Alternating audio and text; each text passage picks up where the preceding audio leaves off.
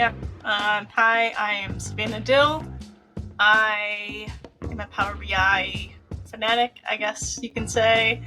I've been in the Dynamics community now for 5 years, which is really hard for me to believe it's been like that long. Thanks again, Kelly, for joining me. I do appreciate it. Why don't you introduce yourself just for folks that don't know you? Yeah, absolutely. My name's Kelly Mazur. I'm the marketing director at Avenica. And Avenica, of course, is a Microsoft partner. I'm also one of the leaders of the Doug Meetup group, which is the Marketing Professionals one, which is a group I'm very passionate about leading. I've worked in marketing for more than 15 years now, and it's been almost 4 years within the Dynamics channel. So just interested to hear your thoughts on that. Do you feel like your feeling of timidness was something that was just confidence based, or something that was still opening up and blossoming as people were more open to females and in positions of power?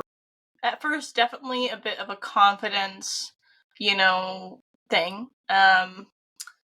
Because not only was I starting to, learn and develop on a software that I had never heard of before, I was kind of expected to know everything about it, a client asks a question, or, I'm supposed to get all these certifications, and, I may not always know the answer. And for me, coming from an academic world, I'm like, I don't know the answer. Like, I'm going to fail. Like, I'm not going to be able to progress in this if I keep not knowing.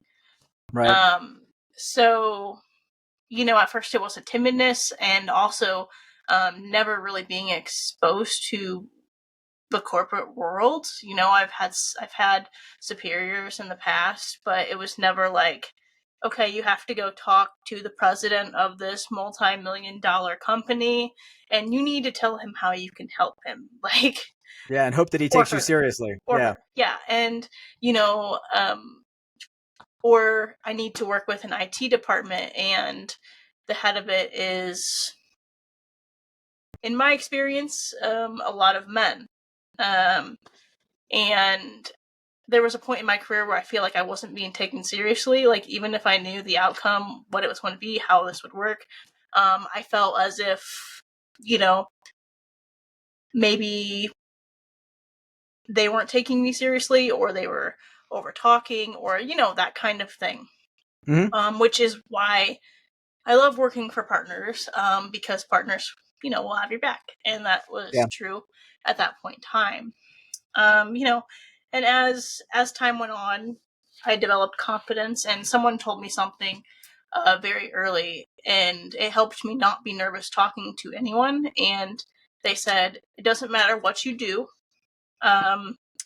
Everyone puts their pants on the same in the morning.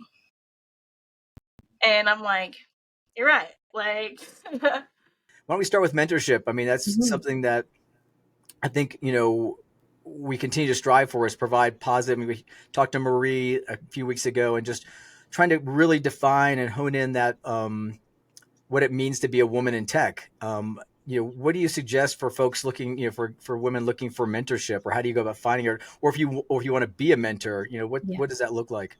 For sure. I love that you just mentioned Marie, because she is one of my mentors in this industry, and someone that I collaborate with quite frequently, both in work and seeking out that career advice and input from her as well. But I think where I'll start with before we get into the mentorship part is that we just don't have enough women in tech. In this industry, it is still predominantly male, and there has been countless meetings in the last couple of months where I've been the only woman on the call, or I've been the only woman in a boardroom, or at a gathering at a conference, and we're still quite outnumbered by men. And I think that when we have that wide range of opinions and inputs, and just the different life experiences that we bring to the table, I think it's a wonderful thing when we have this more even balance of men and women within this industry. And I think one of the reasons why we still have a lot more men than women is that this is a very intimidating industry for most women to enter. And I think that there is this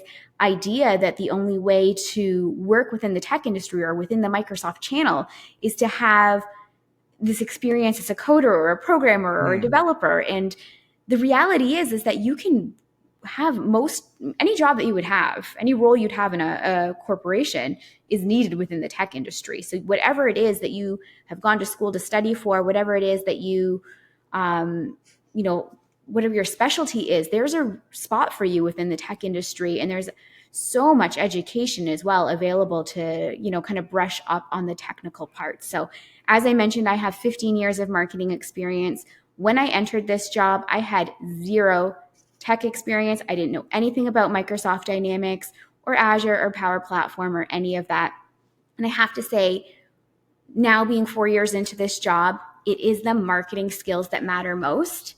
And the tech knowledge and the expertise that comes with the tech side was surprisingly easy to pick up because of how much education is available out there, even just looking at Microsoft Learn and all the different online courses that you can take. So I think it's really important that when we're looking at bringing more women into tech and finding the mentorship, that we first remove that barrier.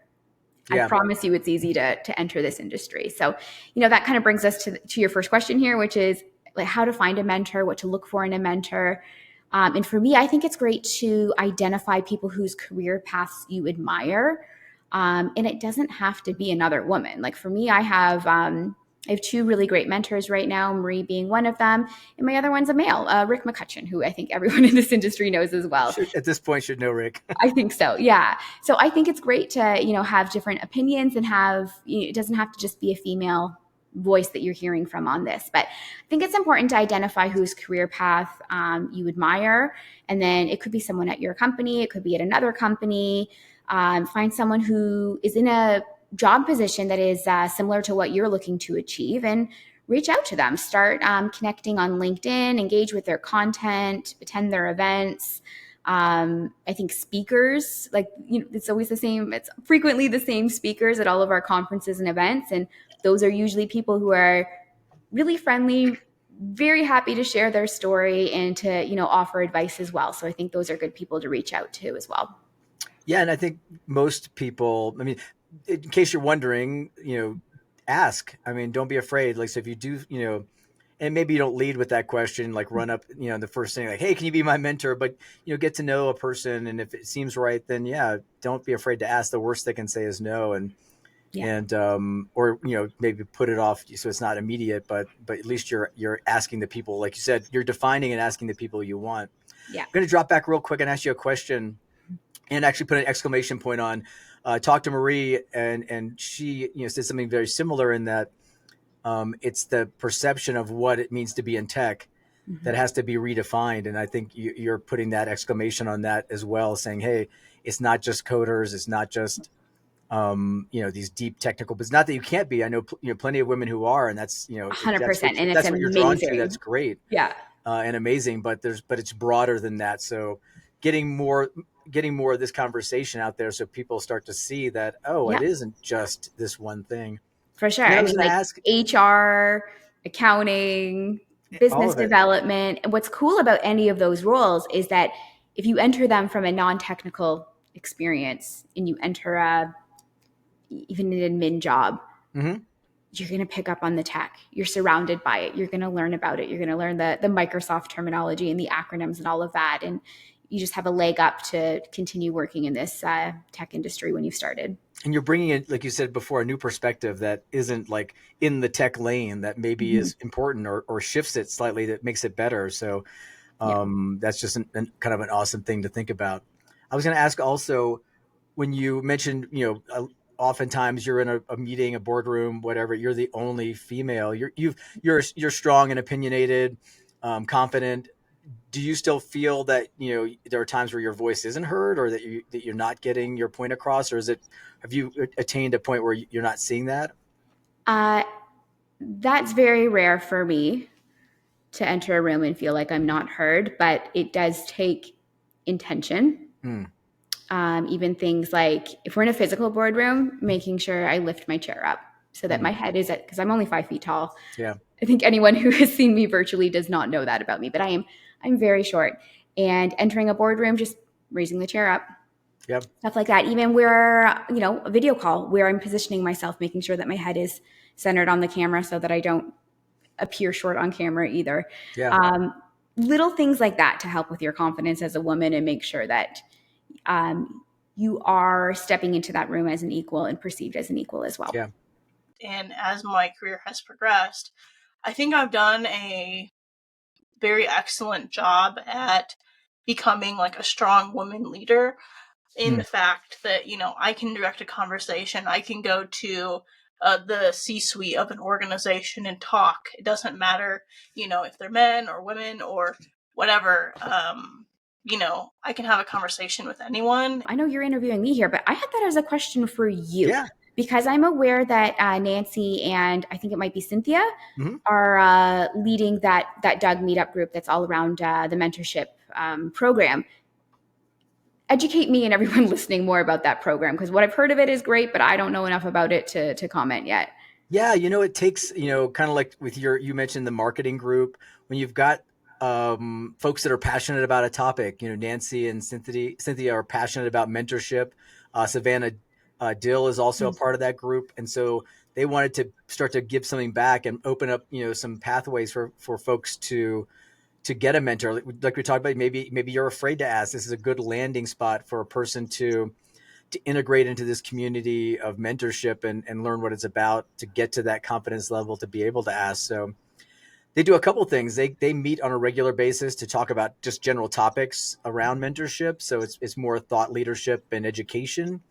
But they also created a cohort for last year. They're getting ready to do it again for 2025, where they are trying to match up mentor to mentee to provide some one-on-one, you know, opportunities for folks who are interested on both sides, people who want to be able to pass on and mentor the next group of folks, or even, you know, you mentioned it, you never know when you might want to find a mentor in life. It doesn't have to be like at the start of your career. It can be in the middle. It can be at the end. Whenever you feel like you're stuck or want to get to that next level, and mentorship doesn't have to be like intensive, you know, all day, you know, sessions with somebody. It can be micro sessions and conversations on the fly. So they provided this opportunity through these virtual events, as well as, again, some one-on-one mentorship to get together and just keep perpetuating this.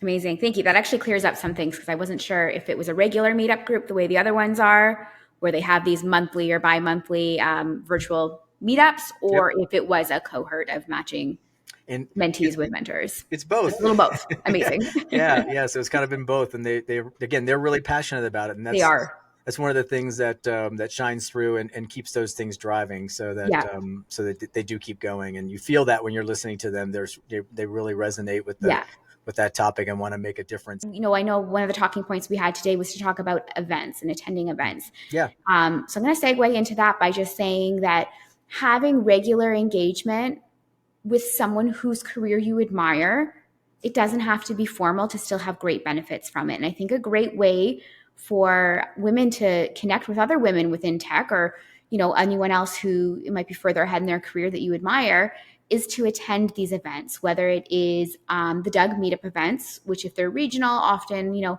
a few times a year happen in person, but we have all these great virtual meetup groups too that meet on a monthly, bi-monthly basis virtually. And then we've got a wide range of conferences within our industry too.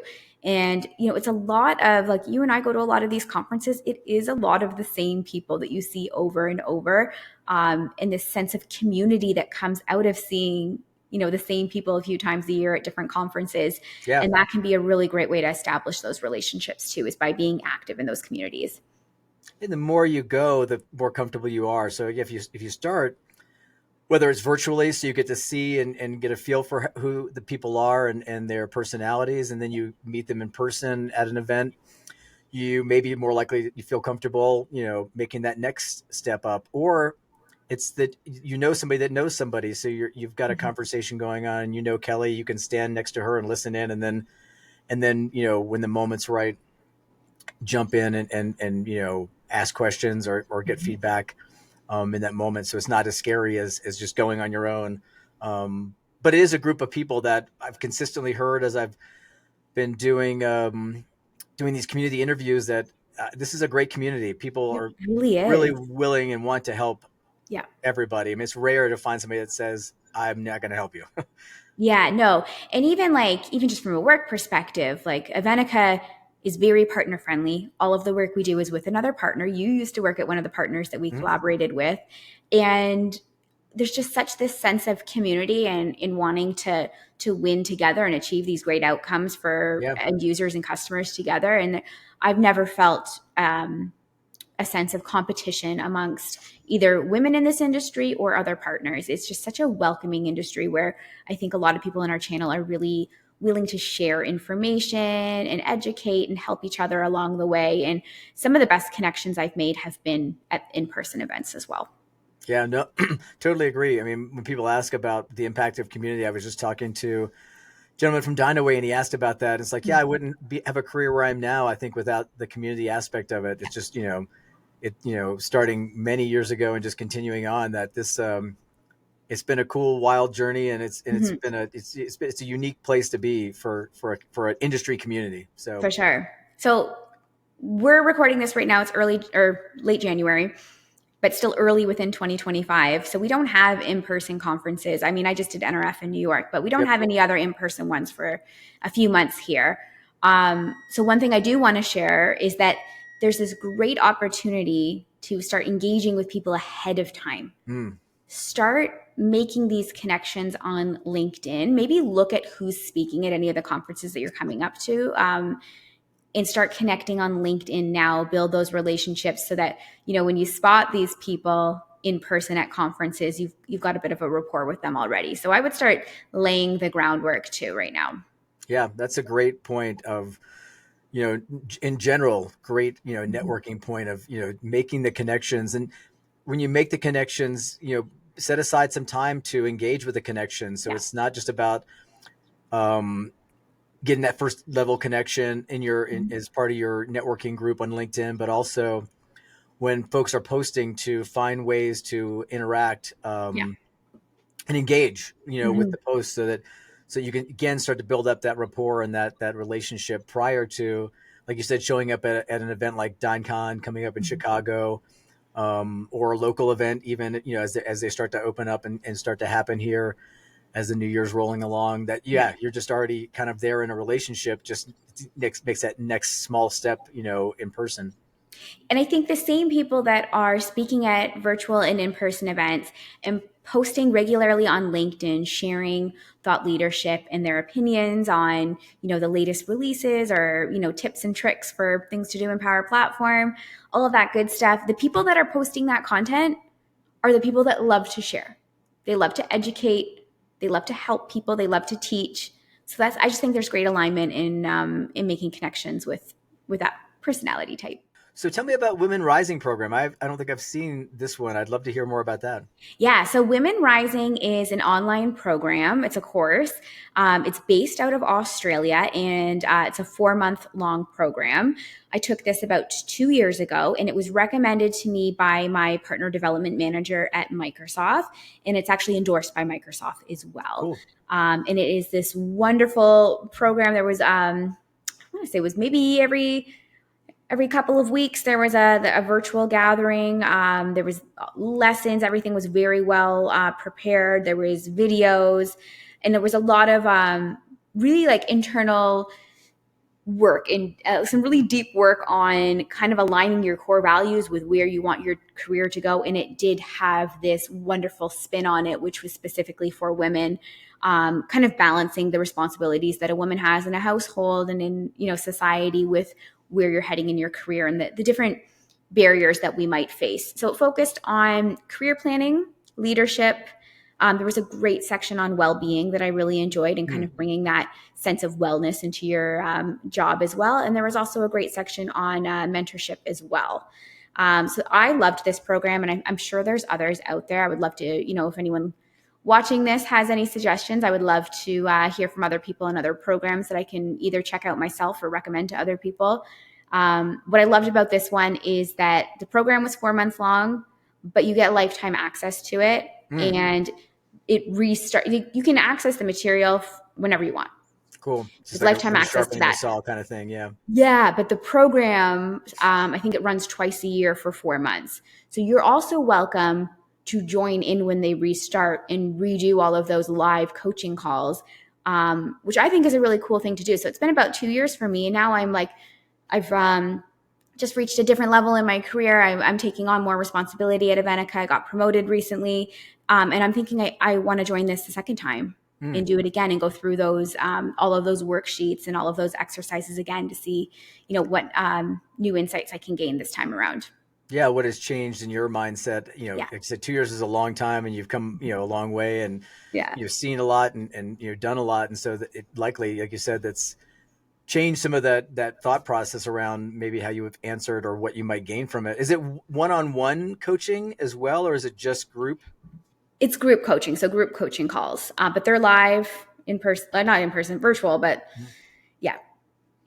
lots of opportunity for people, like they break them up into smaller groups too. So lots of opportunity to come off mute and ask specific questions. Right. So you can interact. It's not just like a lecture. Exactly. And if I remember correctly, each coaching call was scheduled. So it was right after you finished some of the coursework. So you finish a section of work, have this coaching call, you could share what your findings were, ask questions. And it was great to hear from other people as well. So this was not specific to women in tech, but I will say that 80% of the women that went through the program with me at that time were within the tech industry. Yeah. And really, we say women in tech. I mean, still broadly, women in business. It's all still growing and room for improvement in all these areas. Most companies are tech companies now. If you right, look at it that way, the way that we're all the original conversation that what really defines is tech. Like if you're in HR but you're in a tech business, or it's still tech related. There's a lot of tech going on, even in regular business. That there's just room for improvement. To your point, really early on having diverse voices, female voices in a room where they typically haven't been for a long time, and are just still growing at a slower rate than I think most of us would like to see. Yeah, I agree. I'd also say being young, was also a factor. Not having much experience, another factor. There was just so many factors in, my progression as I've kind of taken this journey. I resonate with your comment on that prejudice against, females coming, especially in tech, and not taking that seriously. Because I saw it from that other side, the kind of behind the curtain side, which I didn't appreciate even at the time. It took me probably longer than I, care to admit to be an outspoken advocate. But I did get there, and I'm happy to be a part of that conversation now, because it's important. Now that I think about it, and I'm in this day to day, I think there is a lot more acceptance for women in tech, because a lot of leaders in tech now are women, and it's awesome. Anything else, Kelly, that top of mind to pass on to? No, I think my kind of closing thoughts here would be that if you are in the early stages of your career, or you're looking to join the tech industry, or you're new to the tech industry, my inbox is always open. I'm always willing to share what I've learned. I would say, if I had to put myself on that scale, I'm somewhere in the middle of my career right now, but still lots for me to learn as well. But I am always very happy to share what I've learned along the way so far. That's awesome. Again, a testament to what we talked about. Just, a lot of openness to help out. And I appreciate you, giving us your thoughts and sharing your thoughts with everyone on ways that we can, look to reinvent tech for women, and also, just pathways for folks to get into, a mentorship, or, kind of, further their or advance their career in tech where you want to. Yeah, we definitely need more female voices.